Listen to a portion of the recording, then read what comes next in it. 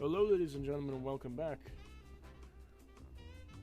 Sophie bruised your lips and turned away. Okay, that's enough already. We need to make it home in time before the market closes. Won't get any sweets for your father, and we won't get any money, Lynn. I didn't argue and set foot off to the battlefield together right away.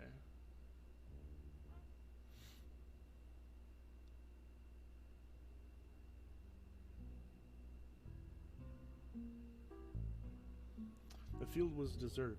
The smell of death was filling the air. When I looked for the body of my mother, I had the same feeling. I remembered it forever. For a while, we were just silently observing the wasteland. It was left after the battle. I wondered when the war was over, will the land also be so empty? Sophia's voice was unusually as loud as it sounded completely dull at that moment. We won't let it happen. I'm ready to join the army right now if I have to. Me too, me too. I clenched my teeth tightly. Let's leave this place as soon as we can. Just take everything we need to leave. I don't want to stay here for long. There's next to nothing left here. Only debris. No whole pieces. A lot of time has passed since the battle after all. Everyone has already collected everything, so we left here debris and drabs. There was a sound of explosion somewhere far away. What was that? Tom frightened and was behind Sam. Don't be scared. It's just some training. The soldiers might be having a shooting practice. Sophia's expression got serious as she shook her head. I don't think so. Mom said they were attacking on a nearby village this morning. But it's far from us, much further than the explosion we just heard. Don't tell our soldiers drawing back. Listened closely and stood for less than a minute. Screams could be heard somewhere far away. Maybe it was just an echo? We take everything we might come in handy and leave. Wait for an army and it's headed here. When we voiced our common concerns, our fear only got stronger. Nobody argued and quickly started filling our pockets with different useful little things. My hands were shaking. My inner voice was urging me to hurry. After some time, Sophie straightened up and spoke quickly. Next time we shall go to the place where the battles were just finished. You can find lots of ammunition, and they would be sold for a good price. Then we could raise a tombstone like for your mother, Lynn. We'd be able to cure for your father's phthisis. I froze. So she noticed. She noticed something I had noticed myself. Something my father was unable to admit. Your dad? I didn't let me finish and close my eyes tight. Yes. Standing with my eyes closed, I could hardly hear anything but an echo of my friend's conversation. As a swarm of wasps, thoughts and old emotions started buzzing in my head. Will you be able to place it somewhere? Will it happen, Sophie? Yes, it will.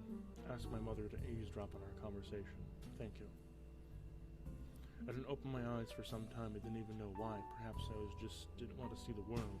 I wanted to escape from reality and my thoughts, my current problems. I didn't want to be there. The world dominated by war and death and famine of all places. The world where you had to desperately fight for every minute of your life. Try as hard as you can to believe in the beautiful future which perhaps would never come. When I opened my eyes again, I noticed that my friends were full and all materials necessary for a conversation. Most of them were pieces of metal plates. Let's go, Lynn. There's nothing useful left here. I thought that the fortress would be ready to all trench and shoot down the black apostates from that. Sam looked sideways at his brother. Trenches are something you dig in the ground. It's a pit, not a fortress. Whatever. The main thing is we won't be hiding. Where the world's future will be protecting, is that right? I chuckled. You're quite self-assured, Tommy. But you won't be able to change anything if you don't believe in yourself. The things that Tom said were obviously mostly him reciting old simple truths again and again, and the very same thing kept their spirits up. You're right. As we always, I guess we'll give to share the sweets when we manage to make enough money to buy anything. Tom's eyes became round. I will take only half of it. The other half will be eaten by yourself. I nodded and grabbed a pile and collected a medal. Hardly managed to hold it in my hands. I headed home. My loyal companies followed me.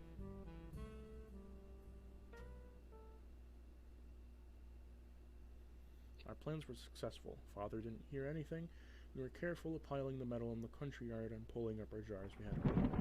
Thunder rolled somewhere in the distance, but people in the market didn't even think about going home. We passed through the crowd of talkative women, fighting men, and were holding tightly the precious jars in arms.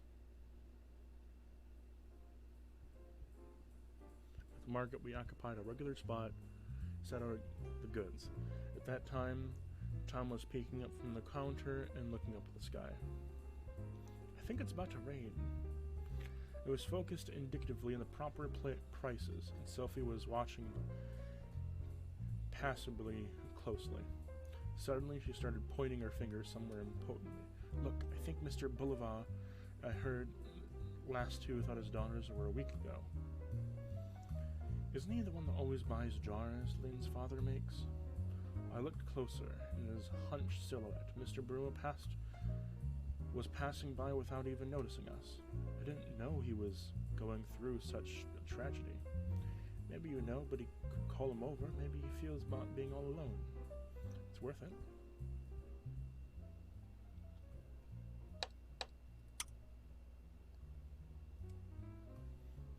You're right. We can't just leave him alone in his misery. Tom Beeden replied, and Sam just sighed quietly and wearily. I leaned out to the counter and called out, "Good afternoon, Mr. Bayulov." The man stopped and turned his head towards me. His eyes were half closed, and his chin was covered with long bristles. I think he's drunk. Sophia frowned as she saw the proof that his guess was right. Mr. Brewer staggered, and when he approached, he started speaking in a sing-songy voice. "Wow, Lynn, Sophia's here too. When such a year in blooming for more than beautiful. My girlies, just like you. Oh, the boys here too." He leaned on the counter and was examining us carefully as if he could master. "You're drunk, mister." Sam stood next to me and looked very serious and focused as if he was getting ready to protect us all. "Yeah, I had to pull up the bottle, and I have good reasons too. Don't scold me. I get enough of that from my neck and my wife." "My condolences." "Don't sympathize with me. It's all my fault. I couldn't save them after all. The day went scouting together, and do you know what happened?" Suddenly, Mr. Bulov fixed his eyes on me and started feeling guilty in the way the deaths of his daughters. "We were followed back by the black apostates. When we stopped for lunch, did you know that my girls were wonderful cooks? Of course not. They shot down almost everyone. Only 2 of us survived, my friend from the army and I. It's an interesting story, isn't it?" Mr. Bulov pressed his elbows on the counter, and even stronger he drew from his face closer to mine. I could see his eyes blazing with the red and losing focus. "Mr. Bulov, step back, please." I rarely ever heard Sam angrily voice, and was that moment. "Step back? Do you seriously want me to step back?" "Yes, please." Bulov backed away and relaxed a bit. "You kiddos are still alive. I appreciate that, and take care of our loved ones." He turned around and walked away, but after 3 steps, he gathered his wits and came back. "Pass this for your father. Tell him to get well soon." After a short phrase, Mr. Boulevard dumped a handful of coins into the counter and still staggered away from our focus. We were slightly staring at the money, as if that wasn't much, but even that was more than the total price of the jars and pots we'd set out. What should we do with this? "Take it. It's ours for your father." I looked at Sophia and Sam. They supported Tom's decision. "Thank you." I scooped up all the coins into my pocket. We were desperate in need of money, after all. Thunder rolled heavily somewhere in the distance. Tom started shivering. "I hope there won't be a storm." Sam sneered and looked sideways at his brother. "There will always be one a bit later." After that, Tom began shivering harder, and Sophia put her arms around his shoulders in gently motherly fashion. "Don't worry, we'll get back home in time." Tom made an effort and gulped and started watching the passing by again nearly. "Sophia, look, I think it's your granny's friend." He nodded to the beach across from us. "It really is her?" looked in a different direction and noticed an elderly woman. She was talking to a merchant on the opposite side of the market row and gesturing enthusiastically. I've never seen her before. Who is she? Miss Rosenberg. She's a military doctor, and some say she can bring the dead back to life. She has a sharp tongue, and that's what makes her similar to my grandma. Curiosity flashed in Tom's eyes. I would really like to talk to her.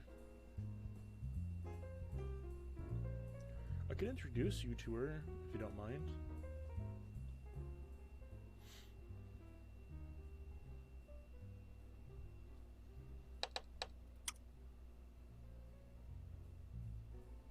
Okay, let's do it.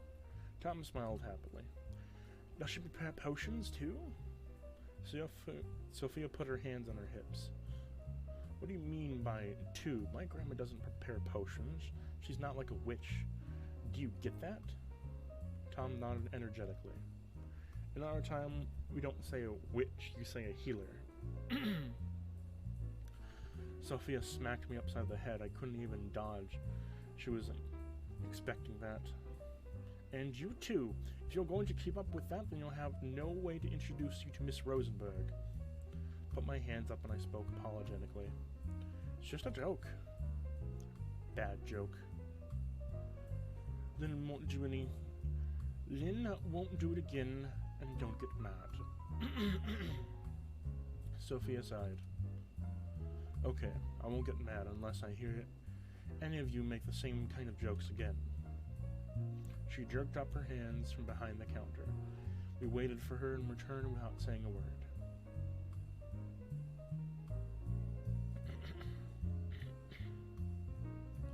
Miss Rosenberg looked like a stern woman.